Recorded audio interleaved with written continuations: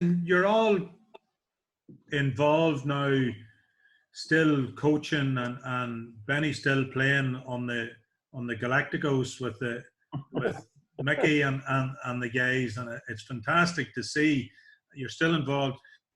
Has the game changed, not just from when you started playing, but even from 2010 to now? You know, there's tactics, there's preparation and approach, technology and analysis, strength and conditioning, nutrition.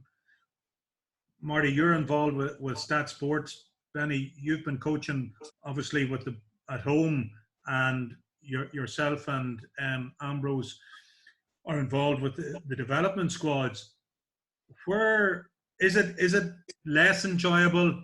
Is it different as a coach than it was as a player? How do you see it even pushing on to the next level? I think the biggest change from 2010, it's very, very defensive still. Like 2010, you get through any of our games and it was, you had a sweeper, maybe two sweepers max, but now it's very, very defensive. So even club football and down, you could have 13 men in the ball and it's all about breaking them down and taking your time. And I'd be happy enough now with just, if you're playing against one sweeper. In 2010, that's probably what we're playing against. But I have just noticed that club football, and what it was when I started, even 10 years later, to now, it's got so much more defensive. And it definitely isn't as enjoyable in terms of playing it because the mass defences. But for me, playing a bit of reserve football and that, you're just man on man. Like, it's handy. Yeah. And about coaching then, lads, how do you, given that there's four of you, probably the most influential player on a team now is the big fella in the middle, or his position, a goalkeeper.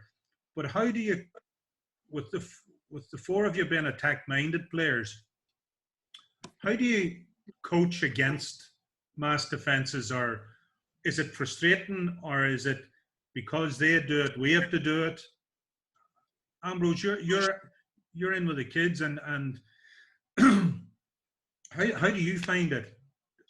It's very hard to be the one to say, listen, we're going to go out and go gung-ho here, because you just leave yourself out to be exposed, because the other team's set up to play defensive, and you'll come a cropper to it.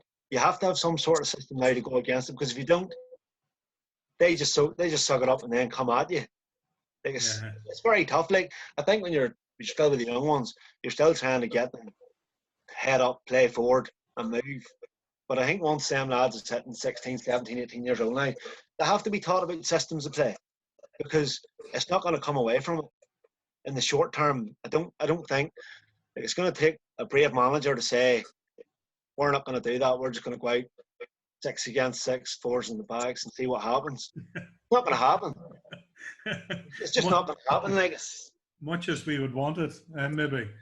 Would you find the same, Marty, and with your involvement with Stat Sports, is there more and more analysis being used, or are we maxed out on it in the GA?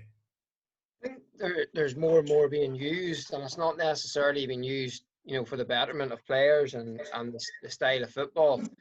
I do think that the skill level of players as a team has dropped since 2010. I think you'll obviously still have your really talented football players, but I think they're better athletes in terms of their running capacity and their gym work and the strengths they have. But I think that comes at the cost of the skill level. And there's guys who are happy just to hand pass the ball and keep the chain ticking, but they're not really trying to get the ball moving forward. And that's the balance that you have to try and crack as a coach. You want your players to play with freedom and to take a pass on. It'd be interesting if we were still playing together, the likes of Danny, Ambrose, Benny in the forward line at times. I still think we would have the courage to play them balls anyway, because if you have any sort of space, you'll make those passes, and I know the lads inside will win the ball. I think there's a lot of fear now. Our guys aren't at a high enough skill level to say, I'm going to take this pass on and take out 3 defenders. It's more now, oh, I'll hand pass it here and someone else can do it. Yeah, I often wonder, looking at games, will we ever go back to a time where the likes of an Ambrose will come out of a half-back line into the midfield, look up and hit a ball 40 yards, and as an inside forward, Benny, the quicker it comes in, the better the better chance you have. So maybe it's a mix of things. Maybe it's you'll only try it if you have the quality. Ambrose will only kick it if he knows that there's a chance of it sticking, and a manager will only let it be kicked if he knows that someone can pass it and the inside man is good enough to hold on to it. But Brendy, from your point of view, you must see the position that you played take on serious change from previous eras of goalkeeping right to now, because your saving at the beginning of the All-Ireland final in 2010 was probably up there with any save that has ever been made in an All-Ireland final. And yet the position of goalkeeper now, the emphasis on shot stopping is goalkeepers seldom would have to make a one-on-one save.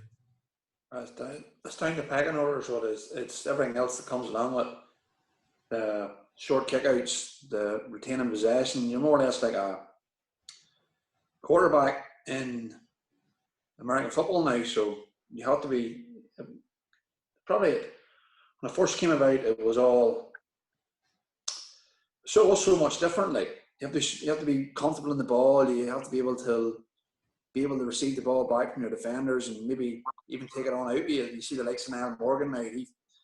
He'd be way up with the umpires up the eye end of the field. He's that far up. Like that's just the way it's going. It's went that way. Like obviously Cluxton started it all off as composure from his kickouts and his 45 and stuff, but it's even progressing that wee bit more by taking the ball out the field now. So it is just composure is a big thing, I think, in kickouts and goalkeeping at the minute, because you're right too. You very rarely do be called on to make that clinker save, but just whenever you have to be called upon, you still have to be able to make it though. So that's my thinking of it. Good job you played when you did, Brandon. I know, because I just up the field for penalties. That's about it. 100% strike rate. Yeah. Miss one on Tully this near fucking killed someone in the set of houses about. I missed the ball stop. To be fair, the penalty spot wasn't doing a lot there in Tullydish in your defence, Brendy. Yeah, well, I'm not pulling out any excuses at all. The one question come in: what would you, as coaches, how would you coach your 25-year-old self? Good question. Stay up the tank.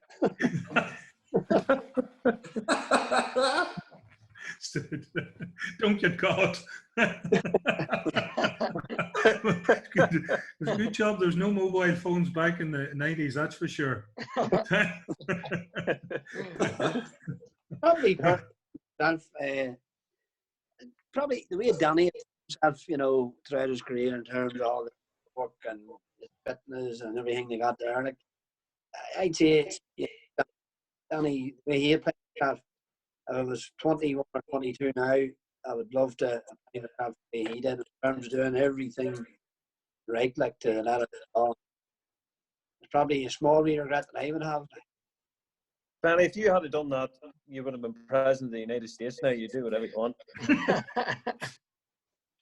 But I don't know. I maybe would have went the other way and got a more of a healthy, all-rounded. Because I was probably verging on the unhealthy obsession with it, with training and football and I probably would have maybe tried to get the balance more right, you know, I suppose, like Benny. Are you in therapy now, Danny, because of it?